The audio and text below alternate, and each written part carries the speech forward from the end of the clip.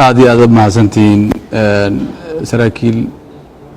وعن كم هذا علينا سداد أوسط قريب كشين كلن كان ومعني سوها إسبرشو إياه وذا شقين وحنا ما علينا مركو ورثة تريا قلت هذا جلال مسعود قلت هذا شيء تمناد غيبت كلها تناد إياه لما سراكيشة وحن قرر ربعنا ما عليه رجالها طلق الصومالي مدن حسن على خير إياه مضح حكومة شيخ مشاكر iyo macallin maxmuud ayuu ka shaqeeyay arintan iyo kulankan taabageliya afartii biro la soo dhaafay in sidan wax u dhacaan waxaan aad ugu faraxsanahay sidan hadda wax u socdaan waxaan halkan aan u bogaadinayaa saraakiisha shaqo wacan oo maaragtay wanaagsan dhex mari doonto haatanna meesha ay marayso meel fiican ciidankiisu dhafkiisii iyo hawshiina meel dhex ay noo maraysaa aad u mahadsantihiin وبالله التوفيق ورين waxaan rabaa Ilaahay subhanahu wa ta'ala mahad celiyo noo suuro geliyay kulankan qiimaha badan sharafta badan ciwaankiisuna oo ahaa isbarasho iyo soo dhaweyn aan ku soo dhaweynaynay taliyaha qaybta 12aad taliye qooje iskuna baranayeen saraakiishiisii kala tirsaneed qaybta 12aad wuxuu nagu soo gabagabeeyay si fiican waxaan nooga soo baxay qodobo koow in wada shaqayn dhab ah la yeesho labo in cadawga si wada jir ah looga hortago saddex in awaamirta si toos ah loo kala qaato taliyaha qaybta 12aadna aan ka amar qaadano haddaan nahay saraakiisha qaybta 12aad anoo ah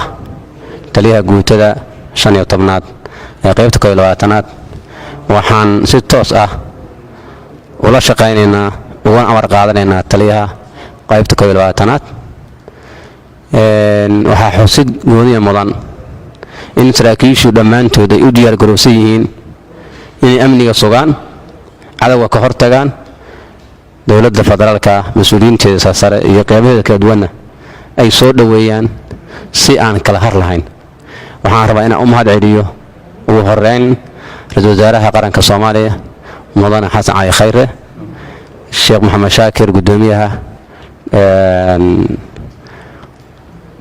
مدح حكومة قلمدوك دكتور شيخ محمد شاكر علي حسن مع محمود شيخ حسن قدوميها قود أهل السنة والجماعة هلقنكي iyo juhdi ay ku bixiyeen ay ku wada jir ah in maanta ay meeshan soo gaarto midnimada noocan ah in qarankii Soomaaliya uu hana qaado meeshaan in lagu midoobo macnaheedu wuxuu lamid yahay in qarankii Soomaaliya uu kor u kacay sababtoo gobolada dhexe waa laf dhabartii Soomaaliya marka waxaan mar kale u mahad celinayaa mas'uuliyiintaas ugu horeeyay wasaaraha Sheekh Maxamed Shaakir iyo Maxamed Sheekh Xasan muddo fara badan ay ku bixiyeen sidii loo midoobi lahaa kala xirxirka iyo dhibaatadana looga badbaadi lahaa cadawga Soomaaliya dhabarka looga jebi lahaa marka waad ku mahadsantihiin waliba wasaaraha Soomaaliya waxaan si qaas ugu simahadcelinayaa in uu muddo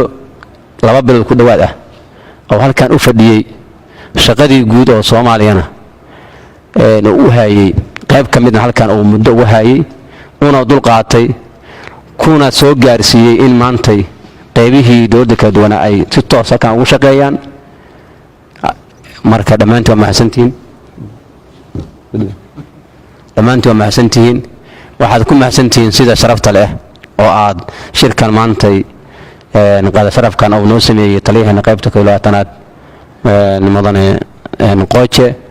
aad soo qayb gasheen u soo ajiibteen una tusteen taageerada aad u haydaan iyo wada shaqeynta